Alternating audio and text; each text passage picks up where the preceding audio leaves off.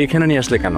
আপনি তো আজকে একবারও আমার দিকে তাকাইলেনই না। আরে কি যে বলো, তাকাবো না কেন, তাকিয়েছি। এত মেহমান না, সবাইকে তো আসলে একটু টাইম দিতে হচ্ছে। তুমি আসলে আমি খুব খুশি হয়েছি। আমি শাড়ি পরেছি আজকে ফাহাদ ভাই। হ্যাঁ আমি দেখেছি তো। আপনার ফেভারিট ব্ল্যাক কালার শাড়ি পরছি, আপনি আমাকে কোনো কমপ্লিমেন্টই দিচ্ছেন। তোমাকে সত্যি অনেক বিউটিফুল লাগছে। Thank you. একটা পার্সোনাল কথা বলার ছিল। হ্যাঁ বলো। ফাহাদ ভাই, আমি না অফিসে আপনার সাথে কাজ করতে করতে আপনার প্রেমে পড়ে গেছি। আমি আপনাকে ভালোবাসি, অনেক পছন্দ করি আমি আপনাকে।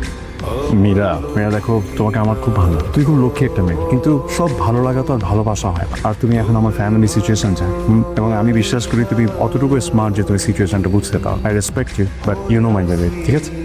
কি ব্যাপার জানছে এভাবে আমাকে এখানে নিয়ে আসছেন কেন? ফাহাদের ক্যারেক্টার তো এখনো ভালো হয়নি। আপনি আবার শুরু করছেন? ম্যাডাম আমি কি শুরু করলাম? দেখেন জামশেদ সাহেব, সুন্দর মতো দাওয়া খেয়ে চলে যাবেন, কোনো ঝামেলা করবেন না। ম্যাডাম আমি ঝামেলা করতেছি এটা কি? ম্যাডাম আপনি তো আমার কথা বিশ্বাস করলেন না। আমি আপনাকে দেখাই, জাস্ট একটা সেকেন্ড। এই যে দেখেন,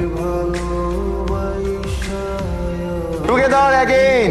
আজকের দিনটা আমাদের খুবই প্রত্যাশিত দিন। আমরা সবাই প্রত্যাশা করছিলাম ফুফা ফুফু আবার এক হবেন। আজ আমাদের ফুফু ফুফা এক হচ্ছেন। আজকে যারা উপস্থিত আছেন সকলকে ফুফু ফুফার পক্ষ থেকে অনেক অনেক অনেক শুভেচ্ছা। আজকে যারা উপস্থিত আছেন সকলে দোয়া করবেন ফুফু ফুফা যেন সারাটা জীবন সুখে দুঃখে একসাথে থাকতে পারেন। একদম। আয়োজনের শুরুতেই থাকছে মিষ্টি মুখ। আপনারা একে একে আসবেন, এসে ফুফা এবং ফুফুকে মিষ্টি মুখ করাবেন। এই আমি করবো সবার আগে। আসো আসো। সাইরা আসো, চলো আস। ভাবি আসেন।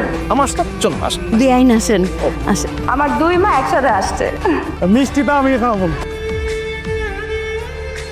আপনি দুজনে কোনে গান গান না আপনারা সেই লাগে।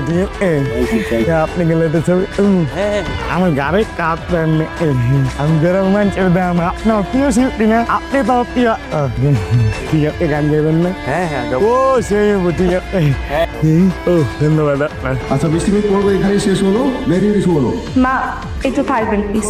আজ আমি মেহেরে, এই পরিবারে সবার প্রিয় মেহেরে। মেয়েরা বিয়ের পর পরের বাড়ি চলে যায়, আর নিজের বাড়ি হয়ে যায় পরের বাড়ি। কিন্তু এখন আমার দুইটা বাড়ি। যে বাড়িতে আছি এই বাড়িটা না আমার আমার এতই আপন হয়ে গেছে। আমার মনে হয় যে বাড়ির একটা মেয়ে আমি। আমার মনে হয় না এই বাড়ির বউ। খুব ছোটবেলায় আমার বাবা মারা গেছে, বাবার আদর ওইভাবে পাইনি। কিন্তু এখন আমার দুইটা বাবা। একটা বাবা তো আমাদেরকে ছেড়ে চলে গেছে, কিন্তু সে চলে গেলেও না তার এই অস্তিত্বটা না বুকের এই পাশটা একটা জায়গা জুড়ে আছে। আরেকটা বাবা নিজেই আমার সামনে বসে আছে। সবাই বলে আমার সৎ বাবা, কিন্তু আপনি আমার আসল বাবা।